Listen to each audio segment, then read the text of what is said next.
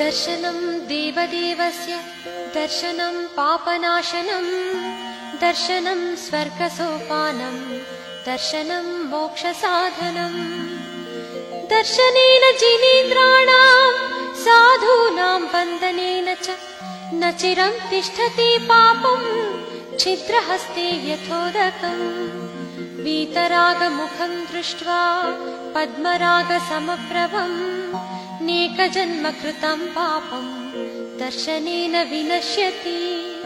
दर्शनं जिनसूर्यस्य संसारध्वान्तनाशनं बोधनं चित्तपद्मस्य समस्तार्थप्रकाशनम् दर्शनं जिनचन्द्रस्य सद्धर्मामृतवर्षणम् जन्मदाह विनाशाय वर्धनं सुखवारिदे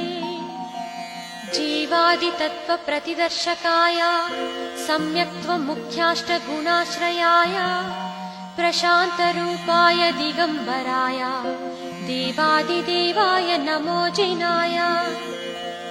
चिदानन्देकरूपाय जिनाय परमात्मने परमात्मप्रकाशाय नित्यं शुद्धात्मने नमः अनन्तानन्तसंसारा सन्ततिच्छेदकारणं जिनराजपदाम्भोजा स्मरणं शरणं मम अन्यथा शरणं नास्ति